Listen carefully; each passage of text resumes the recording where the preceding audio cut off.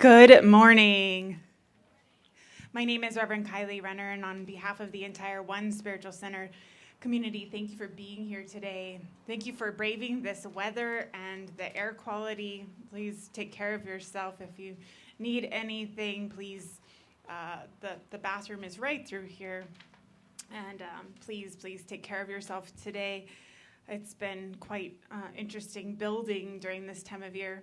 I keep telling myself, next year, I promise I will not do that. And I know it's just not true, because I know next year I probably will be building this time of year. So it's just how it is. So I want to tell you something about our trip to Roadrunner Food Bank yesterday. So thank you for everyone who came out. We had a great crew, and we were building emergency food boxes. And so we filled, I believe at the end of it was 13 pallets of boxes that were ready to be distributed. And so we had this whole assembly line, and everyone had their jobs, and it was going pretty well, but there was subtle. He was, while the person telling the volunteers what they were going to do, he was on his cell phone talking loudly over her to someone who wasn't in the room, and I was like, oh, that's rude. And then it just kept going, and I was trying really hard not to get pissed off, but he walked over to this guy who was building boxes, and pulled the tape gun straight out of his hand without asking, and just walked off with it when there was one on the table right next to him that he could have used, and just things like that. So at some point, he starts to he's on some part of the assembly line, and he starts to yell, "Don't push!" And he keeps doing it, like just randomly, don't push. So I don't really think much about it until, the kid at the end of the line, he took the thing out of his hand and says, "Don't yell." It was awesome.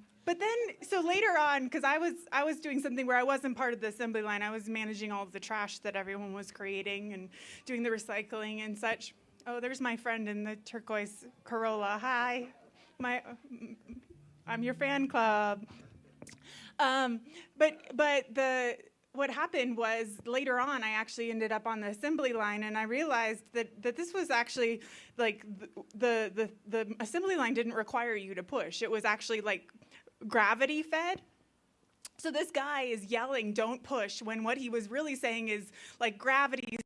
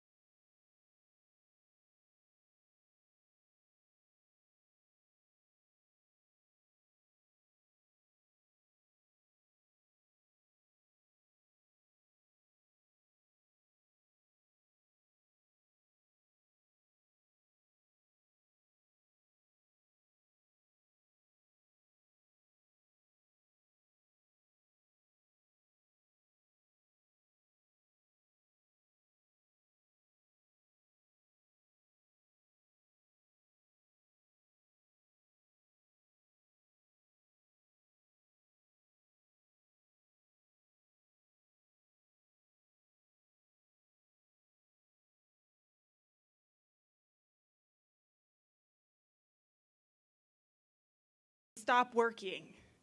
Like, stop working, gravity, because you're going too fast for me. And I just, it made me like laugh inside, just like how all of those times where we're telling the universe, like, stop doing what you're doing when it's how things work, right? It's how gravity works. We're saying stop pushing when gravity moving and doing its thing. And I just realized that the more comfortable we get with the fact that nature and the cycles of life and all of those things just do what they're doing, that we will be able to bring another part of who we are to this thing we're doing together, where we're not resisting gravity. We're not telling things not to push. We're just realizing that if it's going that direction, that's the direction it's going.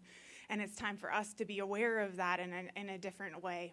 So I ended up getting a lesson from the man who drove me nuts yesterday, and I guess that's the best we can do. And so thank you for everyone who came out and helped with that, and how powerful to remember that if we open, that we can allow for things to move, and that there's grace there. So if you're comfortable this morning joining me in prayer, closing your eyes, we're going to just anchor into this day where we remember that we're part of all of it. We're part of this season. We're part of what we're feeling. We're part of everything that is moving and changing and shaping this greater yet to be. And I just recognize the power and the presence of the One as we open ourselves to be available to whatever wisdom and grace and love,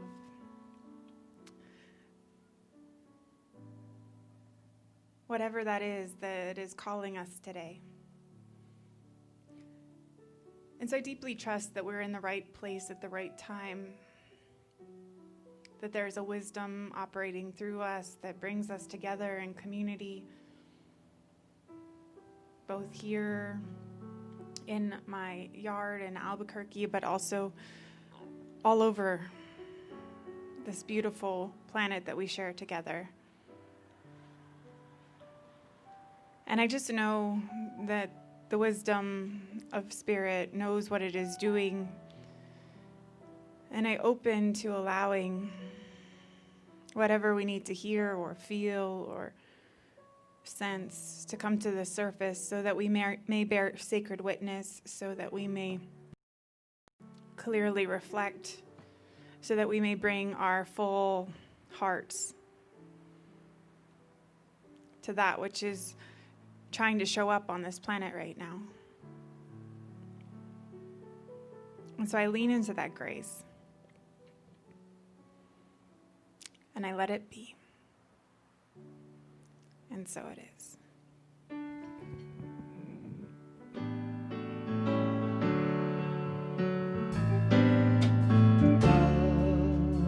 It's my decision. It's up to me to give of my heart. Love is my decision. No one else can tell me to stop. Once I decide to change my mind, God will show me how. Love is my decision right here and now. My decision right here and now.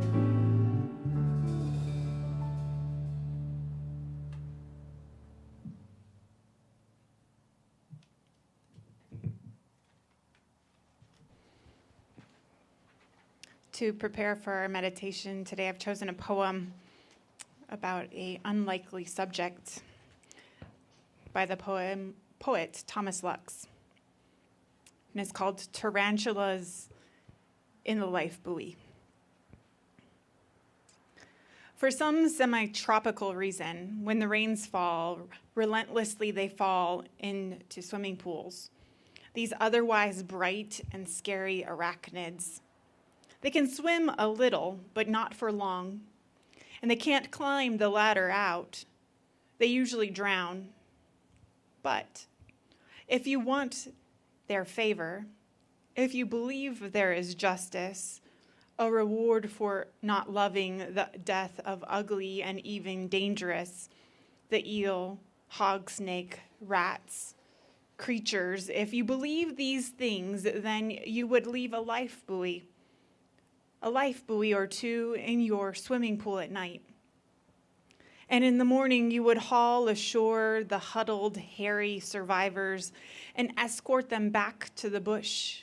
And be assured that at least these saved as individuals would not turn up again someday in your hat, drawer, or the tangled underworld of your socks.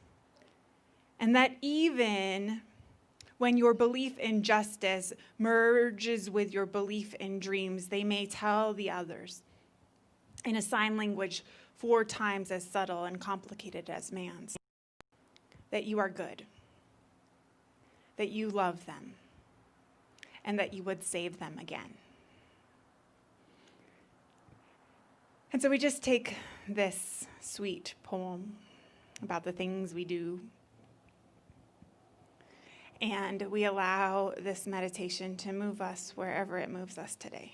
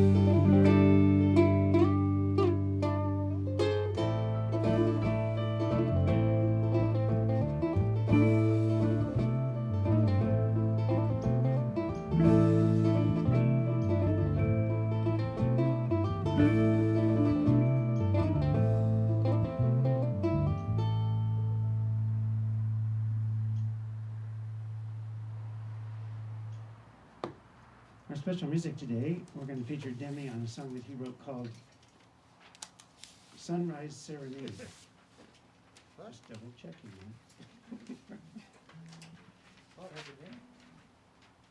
I know. You give your songs names. Sometimes, not always.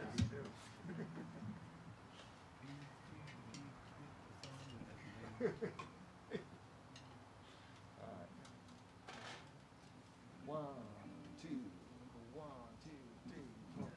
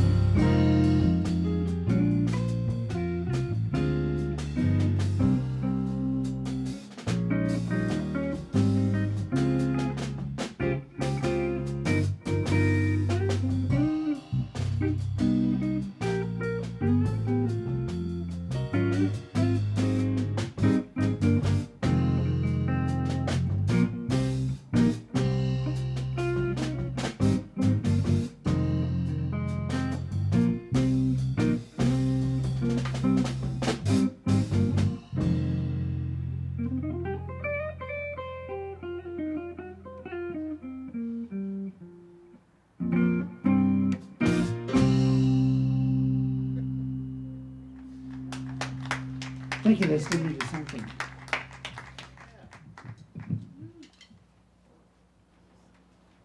Thank you so much, Demi, for sharing that with us today. What a treat. Still just savoring the fact that we get to do this. That live music still exists somewhere. Yay! So I've been finding myself really, really overwhelmed recently. And there's just this thing that's happening where Zephyr and I keep looking at each other and keep going, what else can happen all at once? And it's all really, really good, but all of a sudden it was like, oh my God, how can we possibly handle, like, even taking responsibility for one half of what is being put on our plates right now? Like, how can we even do that at all?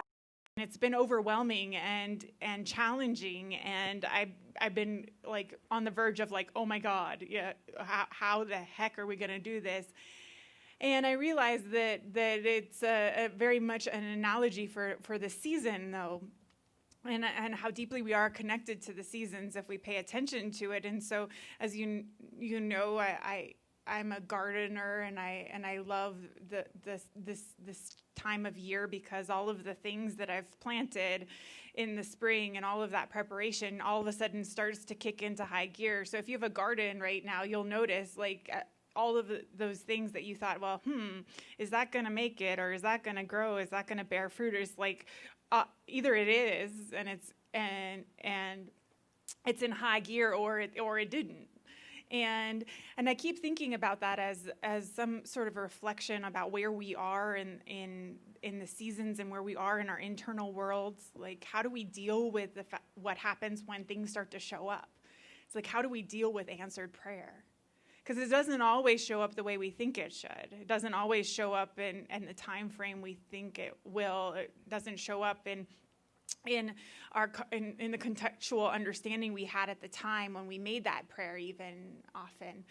And so I've been thinking about the season as an example, or as a opening to how we deal with that, because what I've been noticing is that there are all kinds of things in my garden that are going on that are going unattended. There are tomatoes that are being eaten by bugs and roadrunners, and I think the neighbor's cat versus not me, right? Like, it's not happening. All of the fruits of that don't necessarily come in the way that I think they should. They don't come back to me in the harvest in that way. And I keep thinking about how we can learn from that in terms of how we let things move in our lives.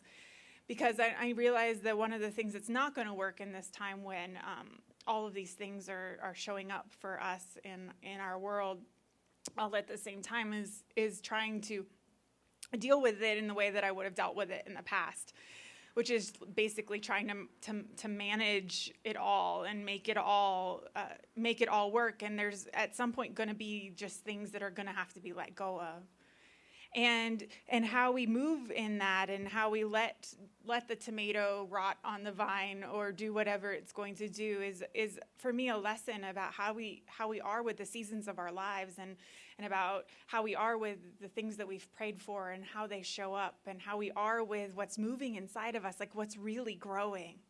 So I can't tell you too many specifics, but I have to tell you that when Zephyr and I first started dating, over 17 years ago now, we had this conversation, kind of like, what do you want to do with your life, right? Like, we're trying to figure out if that's going to meld with each other. Like, what is it that you see? And I knew that I wanted to be a minister. I've known since I was 13, so that was no surprise. But Zephyr told me that he wanted to build furniture, that was what he wanted to do, which was funny to me because we had moved in together at that point when we had this conversation, and he was really, really resistant to having any furniture. He like was like, no. Like, I was like, but we need something to sit on. He's like, and we need something to sleep on. And he said, no. And so it was really surprising to me at the time that he said, I want to build furniture.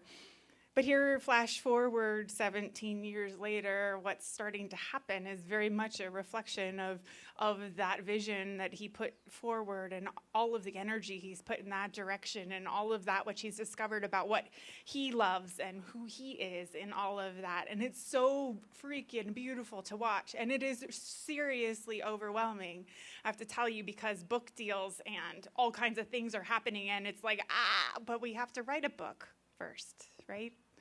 And there's this sense of all of that which is put in motion, all of that which we have tried to make happen suddenly becomes something that has a different energy to it. And so how do we be with all of that, right? Like, how do we be with the things that we expect and especially with the things that we didn't expect?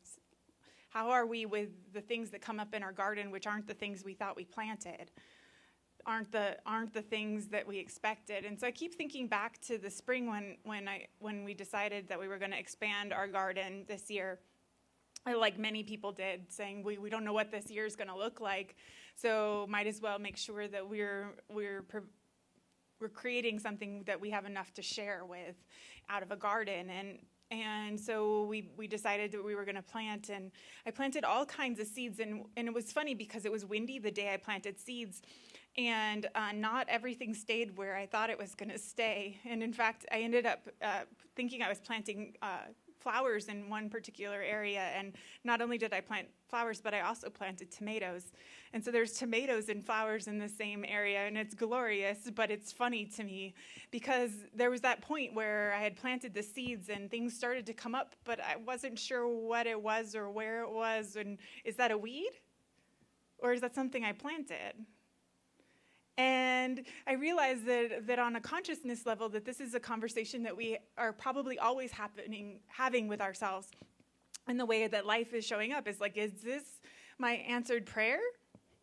Or is this something that needs to be pulled up, that I need to remove so that I can open to something else, so that I can plant something new? And those are the questions that we have to start to ask when we are paying attention to what's occurring in our lives. And there's a way in which it's, in order to be good at that, like to be mindful in that kind of creative process, we have to be willing to continually turn to the question of what is it that I really planted? Is that what I really planted? Is that what I really intended? Or is this that showing up something bigger than I could have imagined? Is this taking me in a direction that is going to expand my vision? Is this actually the way that the prayer, the deeper prayer that I was praying? And can I be open to that? Because that's the more interesting work in prayer for me, is not the, like, I want this to happen and there I pray about it and here it is.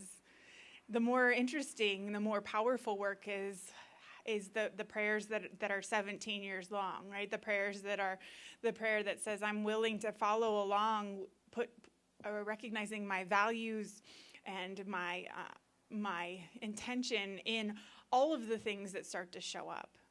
And how do I put that into motion, and how do I make sure I'm not pushing aside that which shows up because I somehow have moved it into the realm of, well, that's not what I thought I wanted. And I know that as aware human beings that we have to encounter this on a deeper level all the time, because spirit is subtle. Like the way that manifestation happens, the way that creation and transformation happens is not necessarily a straight line. It is not necessarily that we say we want to plant pumpkins in this particular area and then we have pumpkins there. We realized, or at least I realized, that I planted pumpkins exactly where my hose was going to go over every single day. And I cannot tell you how many times I accidentally pulled that pumpkin out. And it still lived. And now it has the cutest little tiny pumpkin on it. And I am so excited because I abused the hell out of this pumpkin, right? But also recognize that sometimes that's what happens in our intentions, right? Like they get planted in weird places. They get planted in places where they bump up against other things. And it's not necessarily that we need to just dump them or dump that intention. In fact, there's a lot of ways in which that which gets weeded out through that process, that which gets revealed, allows us to get clearer about what we really wanted in the first place, about what it is that we really wanted to create, what it is we really were doing here. And so there's this really interesting time, right, that we're in, where we know the fall is coming. Like I can smell it in the air, partially because the smell of green chili roasting now is forever associated in my brain with fall, right? Like with this sense of harvest, with this sense of the crispness that is going to come. We know it's coming, but right now it's not here yet, right? It's hot. It's really hot. In fact, it's uncomfortably hot. And we're in this part of the season where the things that we planted earlier in the year, where we were so excited for that, at least around here, that first tomato, that first ripe tomato, now we're like, oh my God, please take all of the tomatoes you could possibly take, because we cannot possibly eat all of these. It's too much, right? It's too much even to harvest them right now. There's this sense of where we get to that place in the creative process where we need to allow ourselves to uncover that which is showing up without trying to control it, not trying to push it in the direction we think it needs to be. So there's this beautiful piece that I keep going back to that was written about the cycles of nature being congruent with the cycles of all kinds of creativity, and about poetry in specific. And the author brings to mind this Brazilian poet named Carlos Drummond de Arande, and he would say that you should never try to recover the lost verses that you lose in the creative process. So there's those things that come and you're like, oh, that's brilliant, right? Like if you're in that creative mode, and then they go, and you're like, wait, what was that? And that tendency to want to hold on and recover those, he says that we shouldn't try to do that, because if we could not recover them, if we could not hold on to them, that they never deserved the light of day in the first place. And the author says, I know people who during a growth period spend their whole time furiously taking notes on everything which comes into their head, without respecting that which is being written in the unconscious. The result is that the notes, which are the fruit of memory, end up disturbing the fruit of inspiration. And I love that image, right? Like it's not the things that we think we're supposed to be taking notes on. It's not the fruit in the garden that we think we're supposed to be harvesting. It's all the other stuff. That's the growth that's happening on the deeper place, the ways in which we're trusting more, the places we're more clear, the things we're now understanding about who we are and the way we work in the world. Like those are the things that really need our attention. And if we are focusing on the wrong things, it disturbs the real inspiration. And so what the author says is the creator must respect the time of gestation, although he knows, just like the farmer, that he is only partially in control of his field. It is subject to droughts and floods, but if he knows how to wait, the stronger plants which can resist the bad weather will come to light with great force. And so here's the deal. I don't know about you, but I can admit that I'm really, really bad at waiting. I want it now. I want to see the result now. I want to have the harvest now. And it's easier to have it now. I can make things make sense. Then I can put them in their sweet little boxes and wrap them up and put a bow on it and say, I'm done with that. But that's not the level of work that I believe we're being called to right now. We're not being called to that easy stuff. So around here we call it the low-hanging fruits, right? There's the things that are easy for us to catch, the prayers that are easier for us to make and have be answered, and then there's the stuff that requires more work, the fruit that's higher up in the tree, the fruit that requires us to let go and let ourselves get clearer and let the universe take some sort of bigger vision and move that in us. And that's the place where then we get to move into a real time of harvest. And so ultimately, we're not quite in that place, right, where we would say that it's harvest time, but we're getting ready for it. And when we prepare for the harvest, we have to start to ask the question, well, what have we been growing? Because if we don't even know what we've been growing, I found some stuff out in the garden that decided to grow late, and I didn't even know I was growing it. I didn't even know it was there. I had to lift something up and was like, oh, wow, hello. I didn't even know you were there. So we have to pay attention first to what we've been growing, so that then when it's time to harvest, when the fruit has become ripe, that we are then able to receive the answered prayer.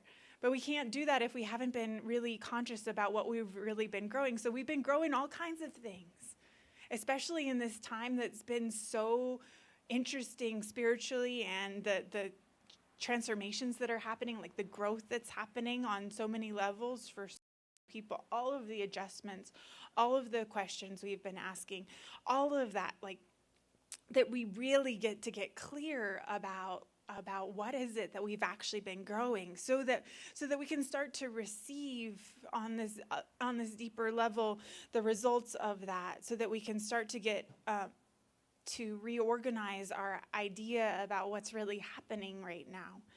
So that same author that was talking about the cycles of seasons being in relationship to poetry and the creation, and I have not said their name because I forgot to write down who it was, so I'll have to look it up and let you know if you're interested. But what they said was that about the harvest was that the moment when humans manifest on a conscious plane that which has been sowed and allowed to grow, if he harvests early, the fruit is green, and if he harvests late, the fruit is rotten.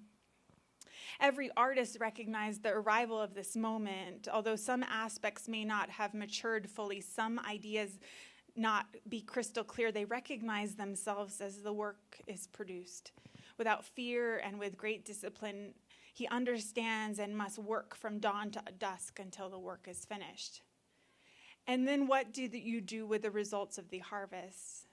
Again, he says, we look to Mother Nature. She shares everything with everyone. An artist who wishes to keep his work to himself is not being fair with that which he has received from the present moment, nor with the inheritance and teachings of his forefathers. If we leave the grain stored in the granary, it will go bad, even though it is harvested right on time. When the harvest is over, the time comes to share, without fear or shame, your soul.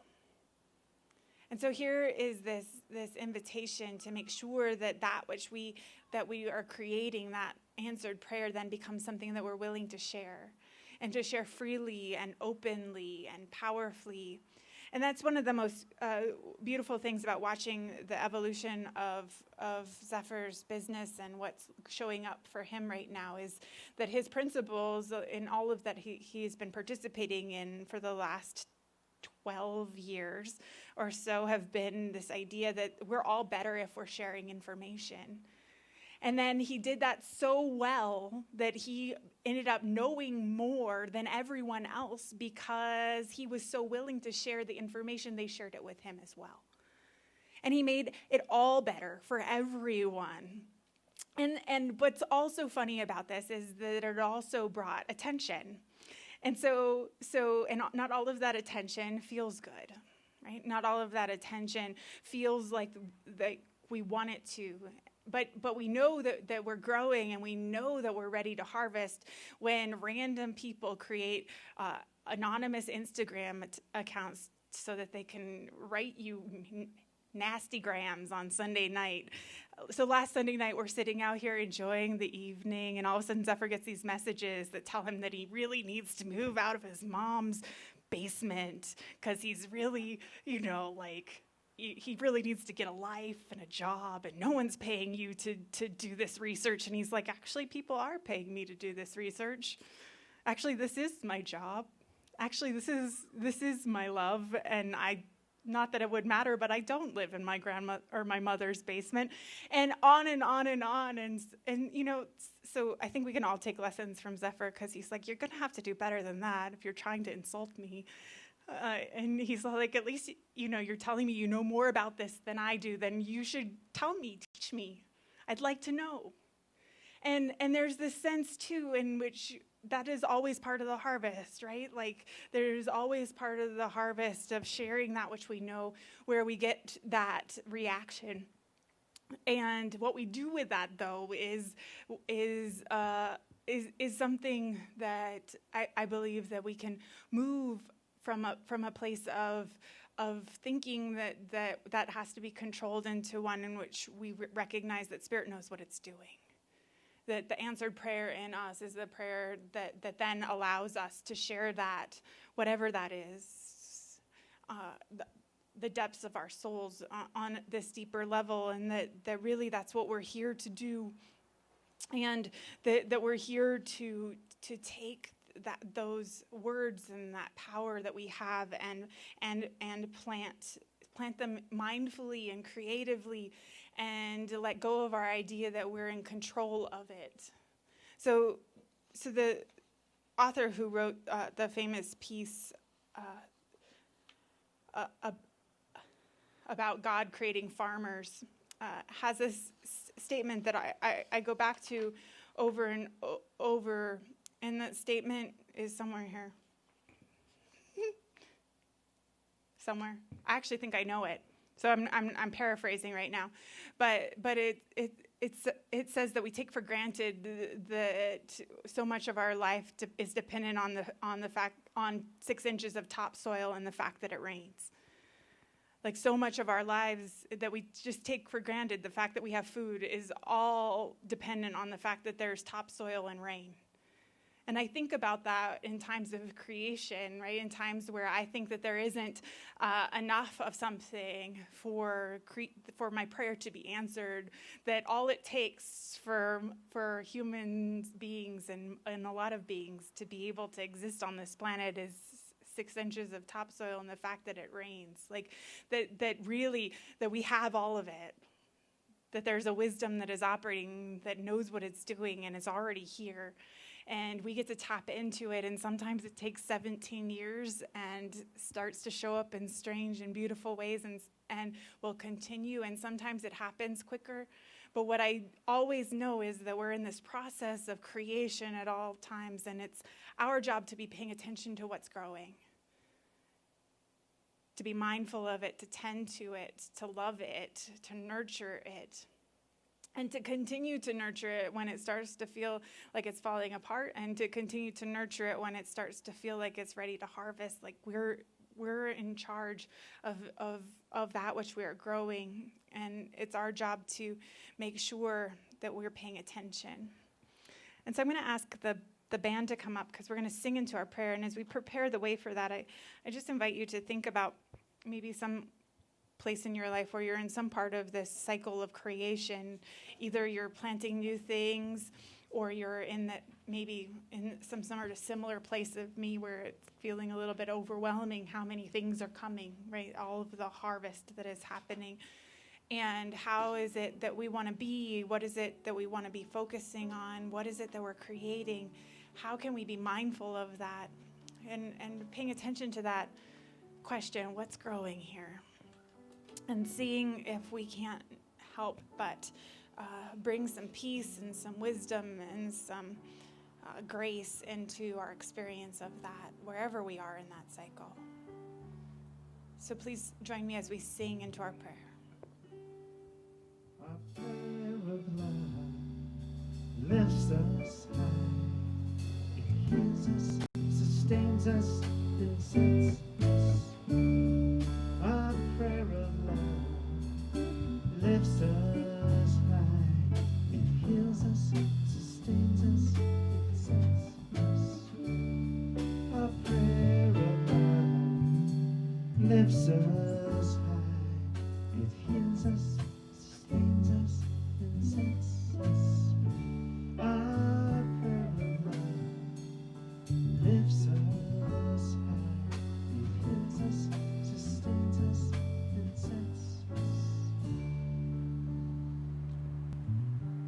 So our prayer of love today is a prayer of freedom, is a prayer of standing in awe of the creativity of Spirit as it shows up in expected and unexpected ways, as our prayers are answered and things come into being in every direction. And we lean into opening ourselves to that which we have set in motion, to allowing ourselves to realize how creative and powerful we are, and to open to how that shows up through our willingness to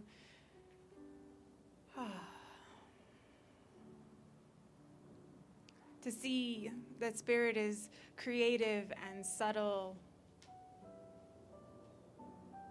and is constantly seeking to give itself to itself. And so I just give thanks for answered prayer that is answered in the way that I think it should be, and prayer that asks me to ask deeper questions.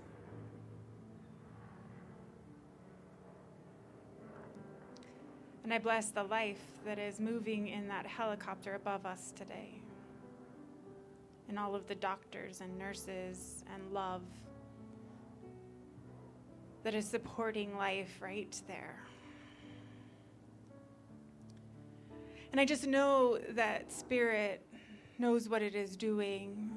It knows how to heal. It knows how to transform. It knows how to create. It knows.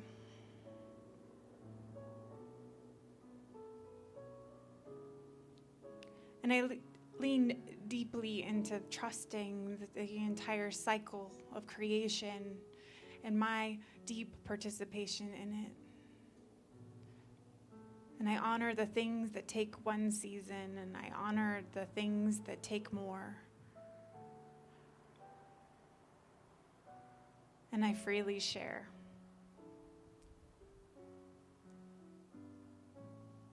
And I just let go into that space inside that knows that it knows. And I let it be. And so it is. Prayer of love lifts us high. It heals us, sustains us, and sets us. Our prayer of love lifts us high. It heals us, sustains us, and sets us. Our prayer of love lifts us high. It heals us, sustains us, and sets us.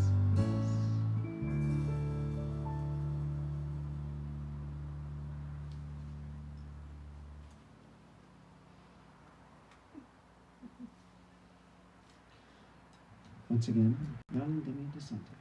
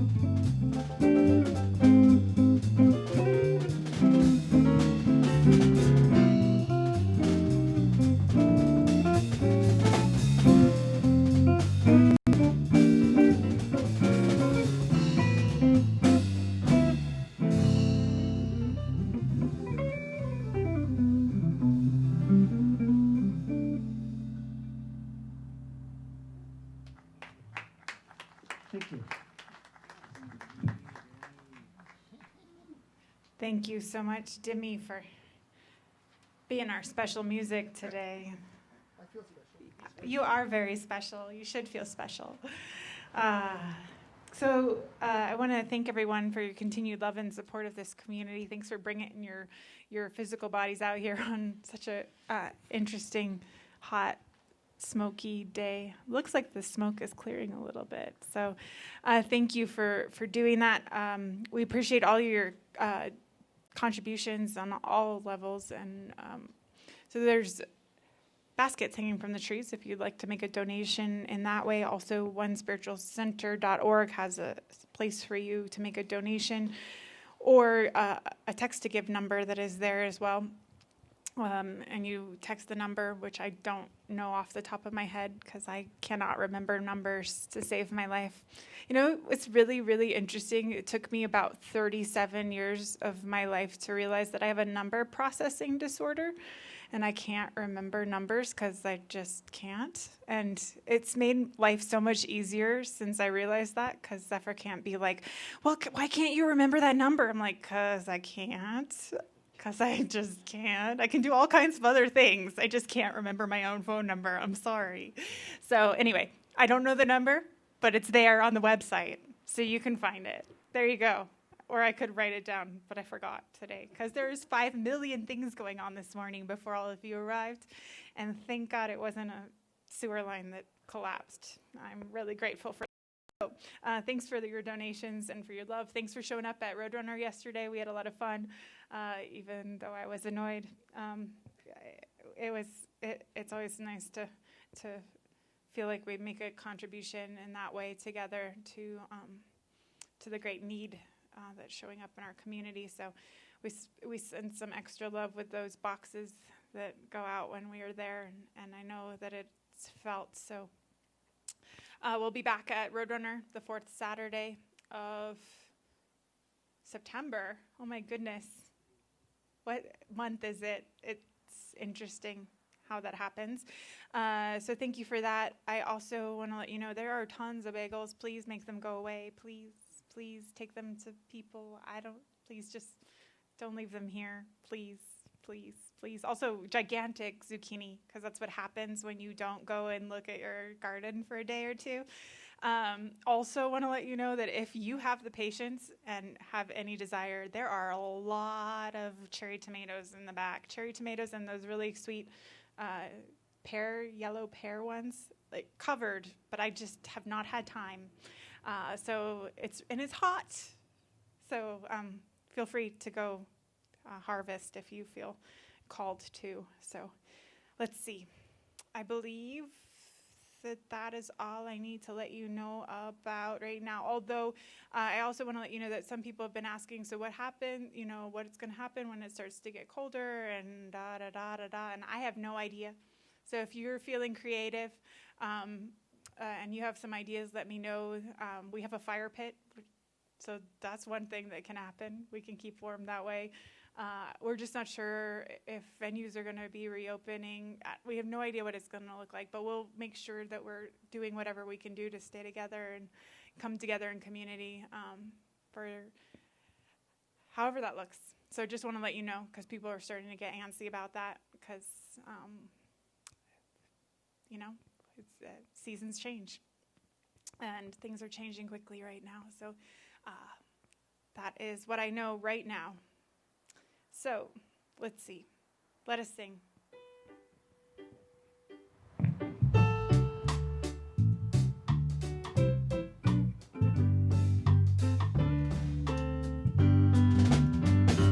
One love, one heart. Let's get together and feel alright. One love, one heart. Let's give thanks to the Lord and make it feel alright. Oh, get ready, there's a train. Ain't no baggage, just get on board. Here to stay, you don't need someone. You don't need no change. One love, one heart. Let's get together and feel alright. One love, one heart. Let's give thanks to the Lord, and we can feel alright. People get ready for that train to join. Picking up passengers, coast to coast. Open the doors and go down. There's room for all, love and peace. One love, one heart. Let's get together and feel alright. One love, one heart. Let's get next to the we can feel alright. Let's get together and feel alright. Thank you for being here today.